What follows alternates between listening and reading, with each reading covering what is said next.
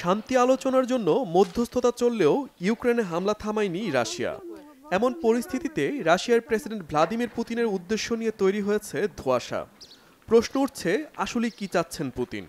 মার্কিন president Donald ট্রাম্পের বিশ্বাস, ইউক্রেনের যুদ্ধ থামিয়ে পুতিন শান্তি প্রতিষ্ঠা করতে চান। যদিও গত ৩ বছর যে উদ্দেশ্য নিয়ে ইউক্রেনে হামলা চালিয়ে আসছে, সেই উদ্দেশ্য থেকে এখন পর্যন্ত সরে আসেনি রাশিয়া। শান্তি প্রতিষ্ঠায় রাশিয়ার দেওয়া শর্তগুলো সেই ইঙ্গিত দিচ্ছে বলে অভিমত বিশ্লেষকদের। যুদ্ধ বন্ধে পুতিনের অবস্থান নিয়ে প্রশ্ন তুলছে ইউক্রেন ও ইউরোপীয় মিত্ররাও।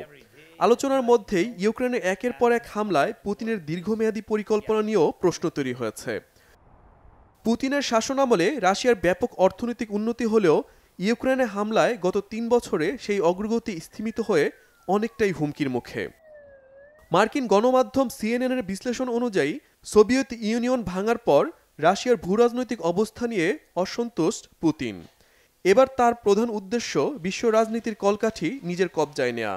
তাই ইউক্রেনের ভূখণ্ড দখলে এখনও আগের অবস্থানে আছেন রুশ প্রেসিডেন্ট। ট্রাম্পের যুদ্ধ বন্ধের তারা রাশিয়ার সেই পরিকল্পনাকে আরও সহজ করে দিচ্ছে বলেই মনে করা হচ্ছে।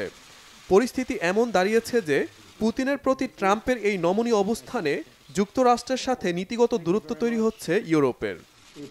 ইউক্রেন যেন ন্যাটোর সদস্য না হতে পারে, পুতিনের সেই পরিকল্পনাও এখন পরিণতির দিকে। ফলে প্রেসিডেন্ট পুতিন একদিকে যেমন নিজস্ব স্বার্থ উদ্ধারে ন্যাটো থেকে ইউক্রেনকে দূরে রাখতে পারছে, তেমনি ট্রাম্পের সাথে বন্ধুত্বের মোক্ষম ব্যবহার করে ইউরোপের সাথে যুক্তরাষ্ট্রের দূরত্ব তৈরিতেও সফল ভূমিকা রাখছে।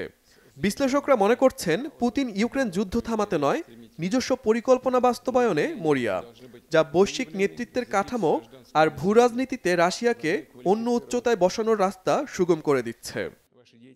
শহীদ Arafat, Bangla vision, news desk.